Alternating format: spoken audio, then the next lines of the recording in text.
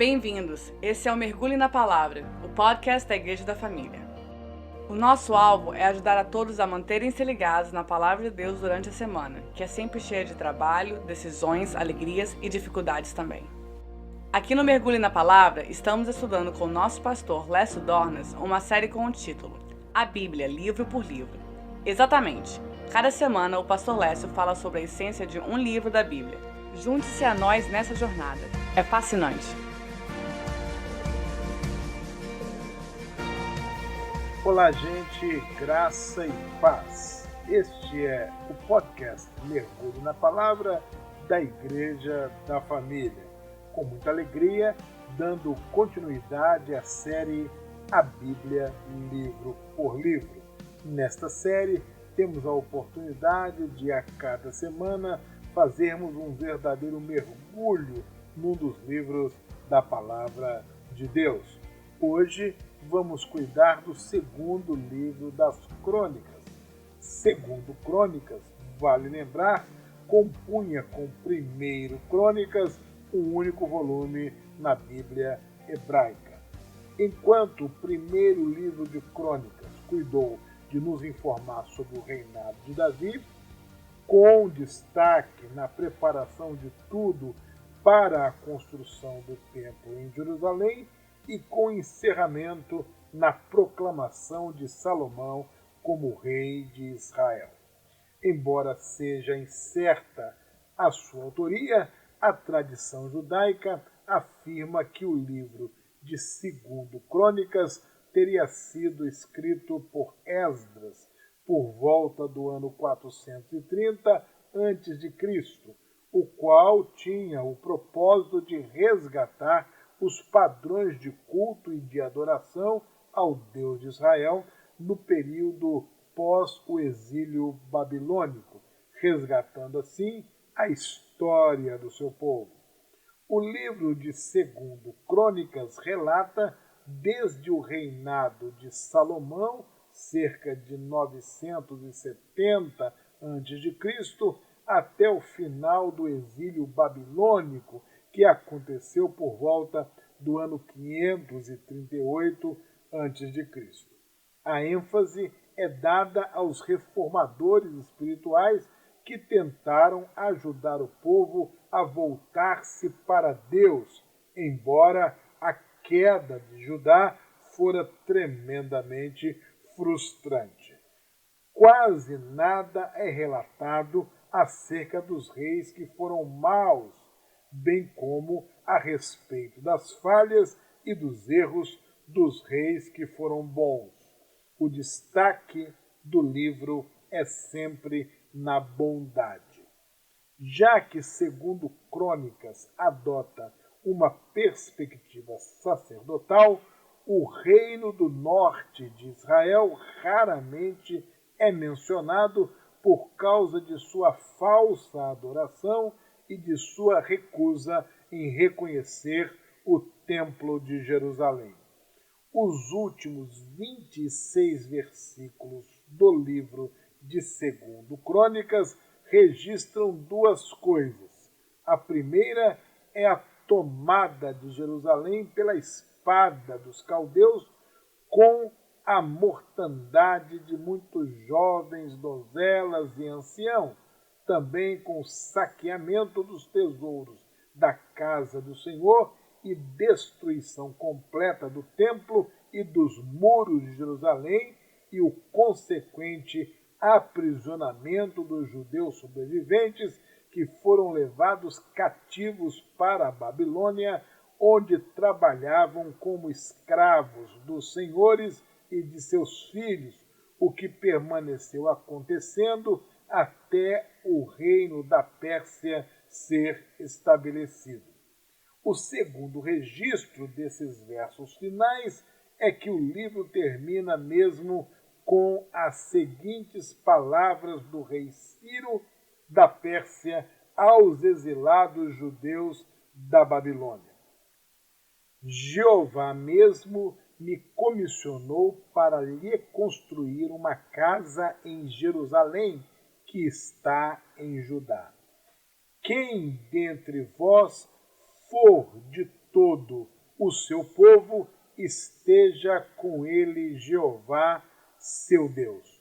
Portanto, que suba a Jerusalém, segundo Crônicas, capítulo 36, do verso 17 até o verso 23. Esta nova casa de Deus foi terminada pelo sacerdote Esdras em 460 a.C. O livro segundo das Crônicas cobre 500 anos de história, de 1037 a.C. a 537 a.C. O decreto de Ciro possibilitou que os judeus retornassem a Jerusalém e reestabelecessem ali a adoração de Jeová. No entanto, os últimos anos do cativeiro na Babilônia cobraram o seu preço. Os exilados que retornaram não conheciam bem sua história nacional. O livro de 2 Crônicas forneceu-lhes um resumo vívido dos eventos ocorridos durante os governos dos reis da linhagem de Davi. A narrativa também nos interessa porque destaca as bênçãos que podemos receber se formos obedientes ao Deus verdadeiro e às consequências de desobedecê-lo. Olhando para o conteúdo deste fascinante livro, podemos fazer alguns destaques interessantes. Os 40 anos do reinado de Salomão são resumidos nos capítulos de 1 a 9. O grande feito de Salomão, sem dúvida, foi a construção do templo em Jerusalém. O reino foi conhecido por sua sabedoria e pela riqueza de todo o seu domínio. Ao concluir as construções da casa de Deus e também da casa do rei, Salomão dedica tudo ao Senhor através de uma oração. Ao responder à oração de Salomão, Deus colocou condições espirituais para aceitar a casa a ele dedicada e edificada e ouvir também as orações feitas naquele lugar. É assim que lemos em 2 Crônicas, capítulo 7, versículo 14. Se o meu povo, que se chama pelo meu nome, se humilhar e orar e me buscar e se converter dos seus maus caminhos, então eu ouvirei dos céus, perdoarei os seus pecados e sararei a sua terra. Vale a pena continuar lendo os versos seguintes para se tomar conhecimento de como Deus se relacionou desde o princípio com o seu povo a partir do prisma daquela nova casa, do Templo de Jerusalém. Os capítulos 10 a 12 descrevem a separação entre Judá e Israel após a morte de Salomão e comentam sobre alguns fatos importantes do reinado de Roboão, filho de Salomão, em Judá. O capítulo 13 fala do reinado de Abias, filho de Roboão. Durante o seu curto reinado, Abias foi usado por Deus numa vitória estarrecedora sobre Jeroboão, rei rebelde de Israel.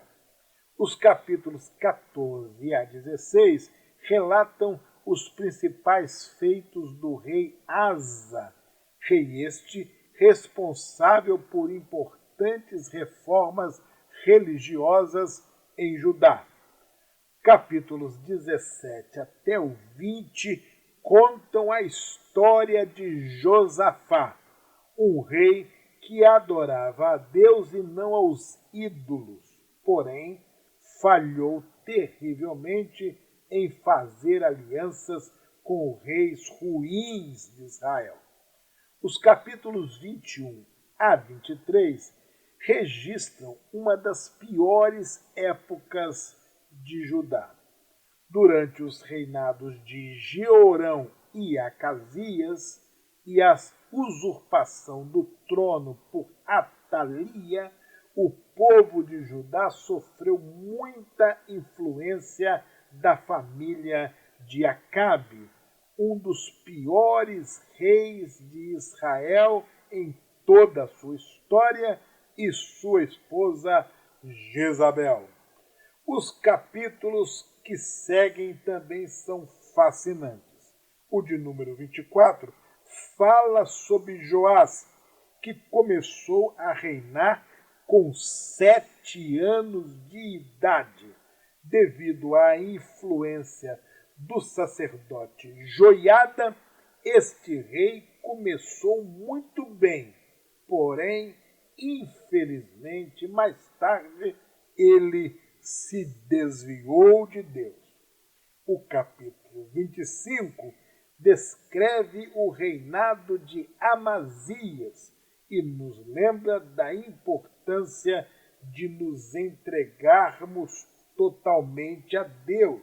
Lemos em 2 Crônicas, capítulo 25, versículo 2, o seguinte, acerca de Amazias. Fez ele o que era reto perante o Senhor, não, porém, com inteireza de coração. Não é interessante isto? Fazer o que é reto, mas sem inteireza de coração. É fácil ver aqui uma seta para aquilo que chamamos de religiosidade. Fazer tudo o que é certinho, de acordo com a tradição, com as regras, porém com o coração distante do Senhor, que deve ser o alvo da nossa adoração e do nosso serviço. Os capítulos 26 a 28 falam de Uzias, outro rei que começou muito bem e terminou muito mal, do bom rei Jotão e da maldade de seu filho Acaz, também tratam esses capítulos. Os capítulos 29 a 32 registram os atos do rei Ezequias, um dos melhores reis de Judá. Ele se dedicou ao trabalho da restauração da religião dos judeus. Um paralelo interessante entre Judá e Salomão é que Salomão edificou um templo, mas este rei de nome Ezequias edificou um povo e a religião deste povo. O capítulo 33 segue a história de 2 reis que induziram o povo à idolatria. Estamos falando de Manassés e Amon. Que exemplos tristes! A partir do trono, o povo era incitado pelos próprios reis à prática tão abominável aos olhos do Senhor, que é a idolatria. Aqui nós temos uma lição muito forte para a nossa vida. Através do nosso testemunho, da nossa vida cristã, do nosso trabalho e serviço prestados em nome de Deus, através da nossa caminhada diária, estamos influenciando as pessoas a terem um relacionamento íntimo com o Senhor, a andarem pelos caminhos do mundo, da carnalidade e da secularização. Manassés e Amon, eles influenciaram o povo à idolatria.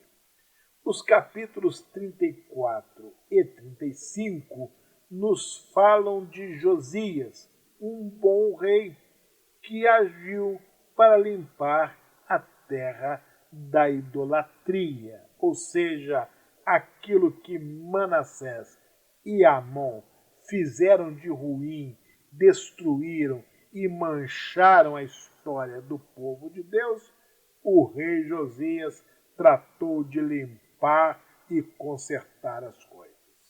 O capítulo 36 relata, em muito poucas palavras, os acontecimentos finais que levaram à destruição de Jerusalém por volta do ano 586 a.C. e, consequentemente, ao cativeiro na Babilônia. Segundo Crônicas, reforça a importância da fidelidade a Deus e nos lembra do princípio ensinado em Provérbios, capítulo 14, versículo 34. A justiça exalta as nações, mas o pecado é o opróbrio dos povos. Não vale a pena repetirmos a recitação desse texto de Provérbios 14, 34? Pense no nosso tempo, pense nas circunstâncias da nossa era. A justiça exalta as nações, mas o pecado é o opróbrio dos povos. Por fim, não há como resistir e não voltar a Salomão, pensando na sua sabedoria, na sua capacidade de gestão. Naturalmente que ele não era perfeito, mas era um exemplo, era um modelo, um referencial de vida dedicada e de liderança consagrada ao nosso Deus. Você está pronto a pedir sabedoria a Deus, como fez Salomão? As suas decisões refletem um homem sábio aos olhos de Deus, como acontecia com as decisões de Salomão? Você está pronto para fazer esta oração? Senhor, me dê sabedoria? Certamente o Senhor há de responder. Pense nisso, porque a gente vai ficando por aqui, com o compromisso, diante da permissão de Deus, de voltarmos na próxima semana, dando continuidade à série A Bíblia Livro por Livro. Por gentileza, assine o nosso canal no Apple Podcast e siga-nos pelo Spotify para ser notificado dos próximos episódios. Muito obrigado, um grande abraço e até a próxima semana. Obrigado por se conectar com a gente através desse podcast. Todos os domingos, às 6h30 da tarde, a Igreja da Família se reúne presencialmente em culto público no seu templo na 300 Main Street, bem no centro de Windermere, Flórida. É claro que todos estão convidados para nos visitar no nosso culto dominical. Fique ligado, cada segunda-feira, o Mergulhe na Palavra chega pelo Apple Podcast, Spotify, YouTube e todas as outras plataformas, e fica gravado para ouvir quando for melhor para você. Até semana que vem.